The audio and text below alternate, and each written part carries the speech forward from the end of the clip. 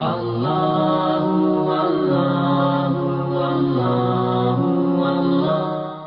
آج دل چاہتا ہے کہ میں خاص طور سے والدین اور اولاد کے درمیان کی نمازوں کو پھر ریپیٹ کروں. ہو سکتا ہے اس سے پہلے کسی اور موقع میں بیان کیا ہو مگر پھر ریپیٹ کروں. والدین کی نماز، والدین کی مغفرت کی نماز.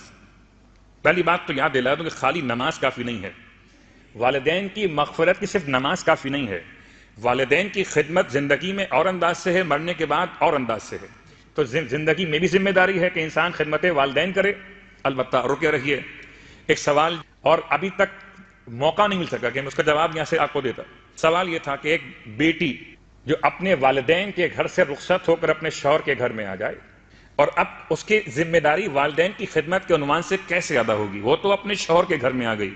تو اس کا بہت آسان سا جواب کہ سرکار ختمی کی مرتبہ صلی اللہ علیہ وآلہ وسلم نے جب پوچھا گیا یا رسول اللہ بتائیے سب سے زیادہ حقوق انسان پر کس کے ہوتے؟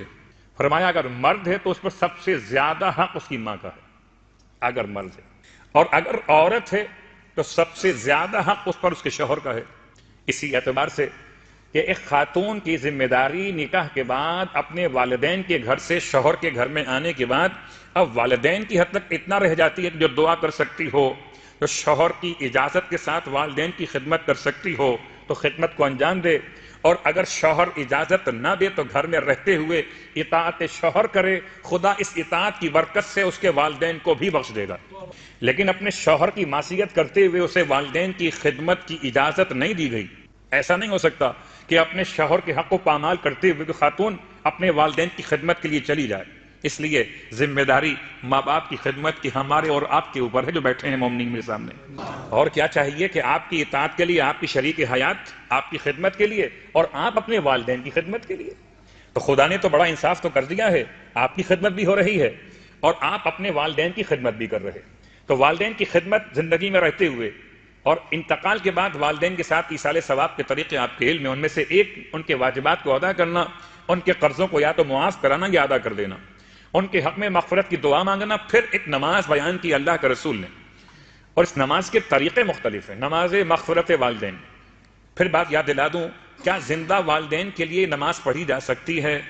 کیا زندہ والدین کے لیے نماز مغفرت والدین پڑھ سکتے ہیں؟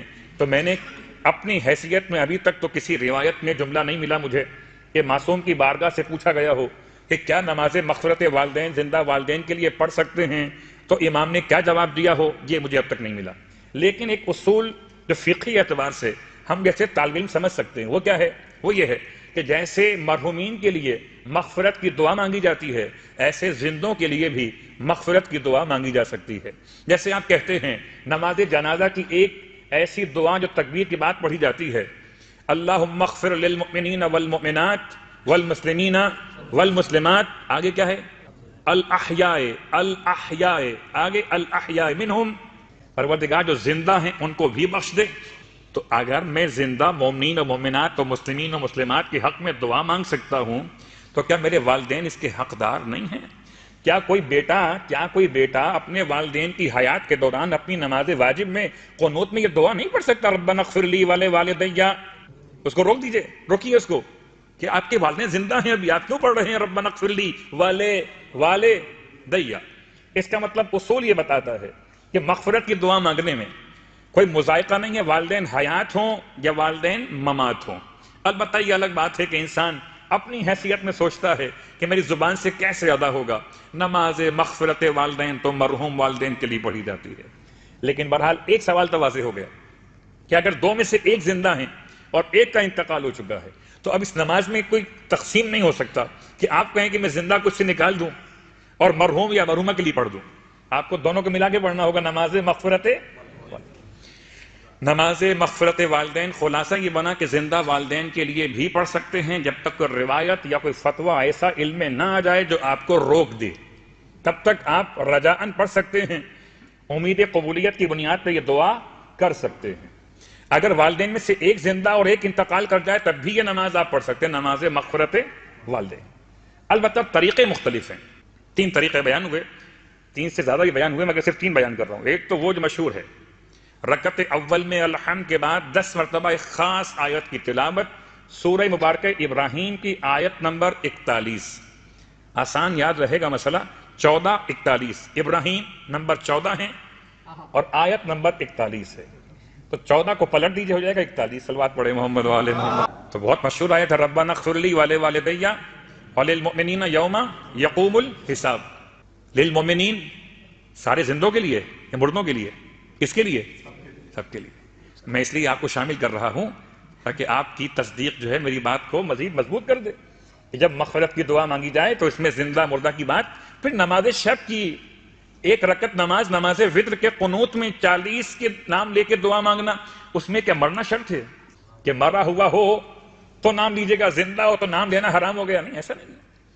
یا کبھی کسی عمرہ مستحب میں، طواف مستحب میں کسی کو شامل کرنا چاہیں تو مردہ زندہ ملا کر کر سکتے ہیں، دونوں میں کوئی جھگڑا نہیں ہونے والا کہ مردے کہیں کہ ہمیں الگ کیوں کر دیا، اے زندہ فریاد کریں.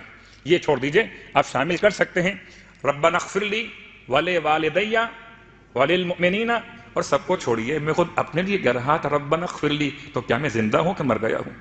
اگر میں زندہ رہتے ہوئے اپنے لیے مغفرت کی دعا مانگ سکتا ہوں تو اپنے والدین کے لیے بھی مغفرت کی دعا مانگ سکتا ہوں. ربنا اغفر لی ولوالدی وللمؤمنین یوم یقوم الحساب. 10 مرتبہ تلاوت کرنا رکعت دوم کے اندر، 10 مرتبہ. وہ آیت سورہ مبارکہ نوح کی آیت ہے اور آیت کا نمبر ہے 28، سورہ کا نمبر ہے 71. اس میں یاد کرنا پڑے گا آپ کو 71 اور 28.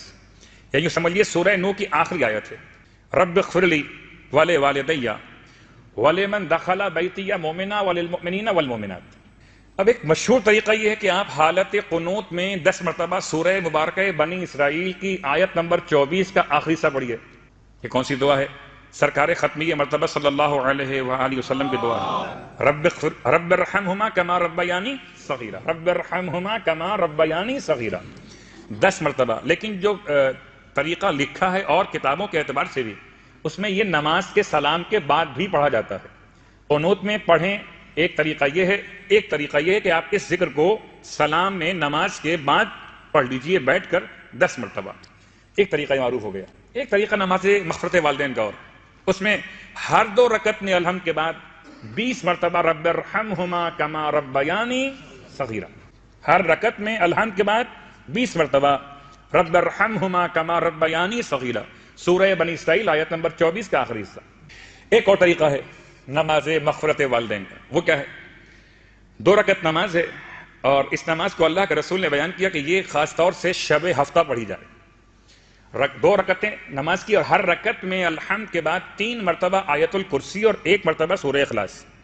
3 مرتبہ آیت الکرسی اور 1 مرتبہ سورہ اخلاص.